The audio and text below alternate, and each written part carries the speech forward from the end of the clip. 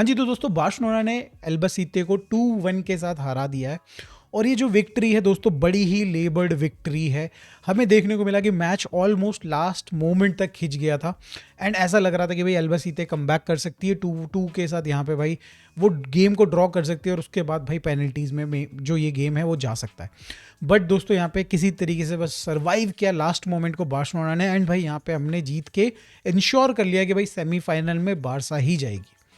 अगर हम लोग यहाँ पे बात करें दोस्तों टीम की परफॉर्मेंस की तो आई विल से कि भाई हम लोग मुझे देखो ये गेम समझ में नहीं आया।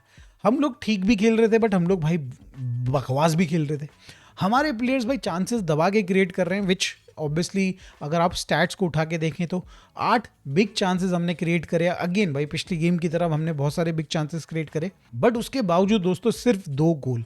अगर एक्सजी को देखें तो 2.27 का एक्सजी हमने क्रिएट करा और अंडर परफॉर्म किया यहाँ पे एक्सजी को। अगर आप शॉट ऑन टारगेट की बात करें तो 7 हमने शॉट टारगेट पे लिए। तो यहाँ पे ये दिखाता है कि दोस्तों फिर से जो क्लिनिकलिटी वाली जो प्रॉब्लम है बारसा के अंदर, यहाँ पे जो प्लेयर हैं सही तरीके से फिनिशिंग नहीं कर रहे हैं। और दोस्तों इस गेम में भी यही देखने को मिला। हमें देखने को मिलता है कि लेवेंडोस्की मिस कर रहे हैं। एक बहुत इजी क्रॉस यहाँ पे भाई डाला था रैशफोर्ड ने, जो कि यहाँ पे अगर लेवेंडोस्की अपने पाँव को पूरा स्ट्रेच करते तो मोस्ट प्रोबेबली टच होता बॉल और maybe there was a good chance कि यहाँ पे गोल हो सकता था। हमने देखा दोस्तों यहाँ पे कि भाई रैशफोर्ड ने एक 1-on-1 चांस, 1-on-1 भी नहीं, इनफैक्ट भाई एक डिफेंडर और 2 हमारे अटैकर्स थे, लेवेंडोस्की उसके साथ था, वॉज अ गोल्डन अपॉर्चुनिटी। या तो अगर वो कॉन्फिडेंट नहीं था तो वो पास कर देता लेवेंडोस्की को, वो वहाँ पे उसने मिस किया। हमने देखा कई बार लामिन यमाल भाई बॉल को लेके ऐसे डेंजर वाले जोन में पहुंच जा रहे थे जहाँ से अगर वो खुद से ट्राई करते तो maybe there was a chance कि भाई हम लोग शॉट ऑन टारगेट ले सकते थे। बिकॉज भाई जब उसने पास बना के दिया, बहुत प्यारे प्यारे पासेस बना के दिए, तो इन लल्लुओं ने भाई एक शॉट जो मार दिया हो भाई, मजाल हो भाई ऑन टारगेट मार दिया हो। यहाँ पे मैं बात कर रहा हूँ रैशफोर्ड की, यहाँ बात कर रहा हूँ थोड़ा बहुत ओल्मो की। ये सब लोग भाई यहाँ पे बस हगने के लिए आए थे इस पर्टिकुलर मैच में।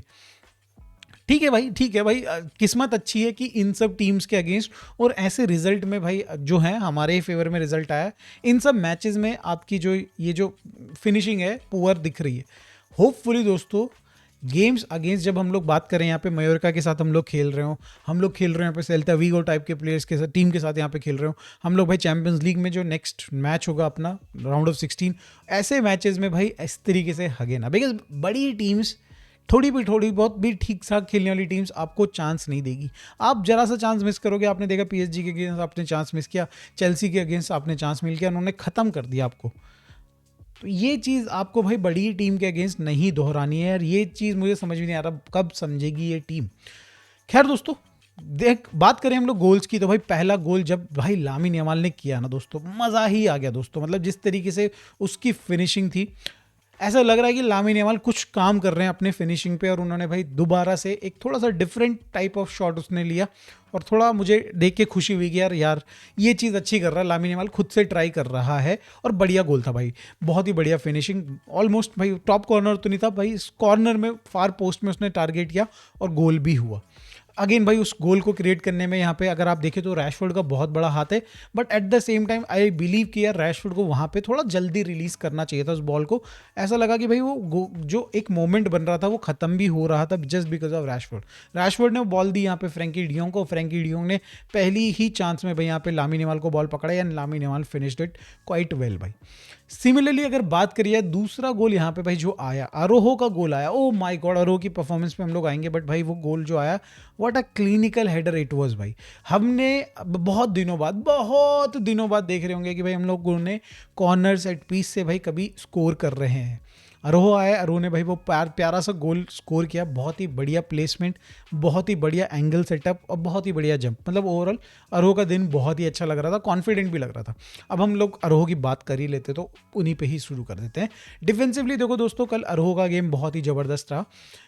ऑब्वियसली यहाँ पे एल्बासीते ने, अगर आप पूरा गेम देखे हो तो भाई उन्होंने हमें एक्चुअली चैलेंज करना 82nd मिनट के बाद ही आई बिलीव शुरू किया। हमारा जो गेम था, जब तक अरोहो दिख रहे थे गेम में, जब तक थे वो, तब तक यार मेरे को ये लग रहा था कि भाई हम लोग सिक्योर्ड थे। अरोहो काफ़ी हद तक भाई यहाँ पे जितनी भी उनके जो भी विंगर्स थे, जो भी स्ट्राइकर थे, वो रन बना रहे थे। रिकवरी यहाँ पे अरोहो की टॉप नॉच थी, वो कहीं ना कहीं रिकवर कर ले रहे थे टाइम पे। अगर ज़रूरत पड़ रही कि एरियली हमें डोमिनेट करना है, विन करनी बॉल, अरोहो इज़ देयर। अगर हमें भाई गोल स्कोर करना है, अरोहो इज़ देयर। तो मतलब कल की गेम में अरोहो ने बहुत बढ़िया परफॉर्म किया एंड भाई मैं काफ़ी खुश हूँ उसकी इस परफॉर्मेंस से। बट जैसे दोस्तों मैंने कहा कि भाई यहाँ पे डिफेंसिवली हम लोगों को बहुत ज़्यादा चैलेंज नहीं किया था 80-82 मिनट तक यहाँ पे एल्बासीते ने। बट उसके बाद उन्होंने चैलेंज नहीं दोस्तों, उन्होंने पूरा का पूरा सरिया डाल दिया दोस्तों। ऐसा बुरा हाल कर दिया भाई, ऐसा लग रहा था एक मोमेंट पे कि भाई यहाँ पे एक गोल तो चलो आगे आ गया, दूसरा गोल ना आ जाए। हाथ पांव हमने सब जोड़ लिए थे दोस्तों, और उसके बाद भी ऐसा लग रहा था कि भाई एल्बासीते गोल निकाल देगी। अगर इनको भाई वो रियल मैड्रिड की तरीके से 9 मिनट एक्स्ट्रा मिल जाते तो ये गोल निकाल देते 100% भाई, लेके लग रहा था। तो यस भाई, जिस तरीके से उन्होंने गोल किया और जो इनका गोल आया भी, जो इनका पहला गोल आया भी भाई, वो मतलब एक तरीके से भाई समझ में नहीं आ रहा मुझे कि बार्सिलोना इतनी ज़्यादा कमज़ोर क्यों है सेट पीसेस में। क्या भाई यहाँ पे कुछ भी ट्रेनिंग हो रही कि नहीं हो रही यहाँ पे सेट पीसेस को डिफेंड किस तरीके से करना है? क्योंकि उन्होंने बॉल डाली, इस बंदे ने हेडर मारा, गोल। अबे ये कोई सेंस बना रही कोई बात? कॉर्नर पे भाई हमारी फटी रहती है। कोई भी ढंग की टीम जो थोड़ा एरियली डोमिनेट कर सकती है, जिसके पास थोड़ी हाइट एडवांटेज है भाई, इजी गोल मारती भाई। ऐसा लगता है उनके लिए वॉक इन द पार्क हो रखा दोस्तों। तो ये जो गेम था ओवरऑल अगर आप देख रहे हैं तो आप भी मेरी तरह काफ़ी हद तक कंफ्यूज रहे होंगे कि चल क्या रहा है। हमने देखा दोस्तों मिडफील्ड में फ्रैंकी डियोंग काफ़ी हद तक भाई गेम को ऑर्केस्ट्रेट कर रहे थे, बढ़िया तरीके से कंट्रोल कर रहे थे, बढ़िया चल रहा था, सब कुछ बढ़िया चल रहा था। और उसका रीज़न यहाँ पे फ्रैंकी डियोंग और बर्नाल थे। बर्नाल ने कुछ मिस्टेक्स करी माइनर, बट आई से भाई उसको साइड कर दिया जाए तो बर्नाल और फ्रैंकी डियोंग ने कहीं ना कहीं कंट्रोल करके गेम को रखा हुआ था। फ्रैंकी डियोंग बहुत बहुत अच्छा कर रहे थे भाई, कई बार वो बॉल को कैरी करके लेके जा रहे हैं, जो उनका एक बिल्कुल फॉर्टे है कि बॉल अपने साथ रन करके लेके जाएंगे, 30-40 मीटर तक दौड़ेंगे, उसके बाद बढ़िया पास निकाल के देंगे, वो अपना काम कर रहे थे। सिमिलरली बर्नाल भी यहाँ पे भाई इजीली कुछ टैकल्स इजीली कर रहे थे, बॉल इजीली विन कर ले रहे थे, और बहुत कंफर्टेबल लग रहा था मामला बारसा का जब हम लोग 2-0 के साथ एडवांटेज में थे। बट देन भाई देयर केम दिस मोमेंट जहाँ पे भाई बर्नाल को और अरोहो को हटा दिया गया, और उसके बाद हमारी मिडफील्ड में बॉल हमारे हाथ से ऐसी जा रही थी, मतलब टेक्निकली पाँव से ऐसी जा रही थी कि समझ में नहीं आ रहा था भाई। मतलब मेरे को ये पर्सनली लग रहा है कि शायद से बर्नाल के हटाने की वजह से एंड यहाँ पे अरोहो की जो जो जिस तरीके की भाई उसकी यहाँ पे फिजिकलिटी थी डिफेंड करते वक्त, इन दोनों को हटाने की वजह से दोस्तों मुझे ज़्यादा लग रहा है कि भाई यहाँ पे बार्सिलोना फॉल अपार्ट करती हुई नज़र आई।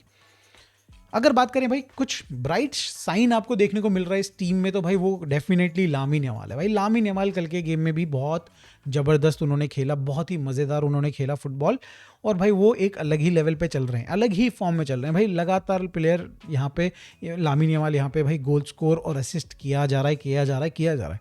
कल के गेम में अगर भाई उसके जो बढ़िया चांसेस क्रिएट करे हुए चांसेस थे, अगर उनको हमारे फॉरवर्ड्स फिनिश कर पाते दोस्तों, तो भाई बहुत ही मज़ेदार हो जाता। मैं यहाँ पे रैशफोर्ड की भी तारीफ करना चाहूँगा दोस्तों, और ये तारीफ सिर्फ उसकी असिस्ट के लिए है दोस्तों। यहाँ पे जिस तरीके से वो असिस्ट देता है उसके लिए, यहाँ पे बेसिकली उसकी फिनिशिंग को तो मैं गलियाना चाहूँगा, but at the same time भाई उसकी जो असिस्ट है वो भी कहीं ना कहीं भाई बहुत ज़्यादा मायने रखती है। कल के गेम में देखा हमने, अरोहो के सीधा सर पे बॉल डाली और भाई गोल हुआ, एंड उससे पहले भी कहीं ना कहीं भाई जो गोल आया था लामिन यमाल का, उसमें भी उसका कॉन्ट्रीब्यूशन था। बट यहाँ पे भाई आई बिलीव रैशफोर्ड को थोड़ा और करना चाहिए भाई, यहाँ पे उसको अपनी फिनिशिंग पे काम करना चाहिए। जैसे हम लोग बोल रहे हैं भाई उसकी फिनिशिंग बहुत ही पुअर है, और वो गेम में दिख भी गया जब जो एक इंसिडेंट हुआ था। अब डिफेंसिवली हम लोग बात करें कंसिलो और जेरार्ड मार्टिन की, तो Gerrard Martin was doing good, थोड़े बहुत उसको दिख रहे थे, वो रन्स बना रहा था, जो उसका फोर्टे नहीं है दोस्तों। यहाँ पे वो एक अच्छा बॉल कैरियर नहीं है, जब वो दौड़ता है तो अजीब सा लगता है कि यार कैसा दौड़ रहा है बंदा बॉल लेके, बट द मोमेंट ही पास भाई क्या ही क्रॉस डालता है भाई वो। ऑन दी अदर हैंड अगर यहाँ पे जोआओ कैंसेलो की बात करें तो भाई वो डेफिनेटली यहाँ पे लामिन यमाल के साथ अच्छा कॉम्बिनेशन उसका दिख रहा था, वो क्रॉसेस डालने का ट्राई भी कर रहा था, कुछ कुछ अच्छा चीज़ें बन भी रही थी।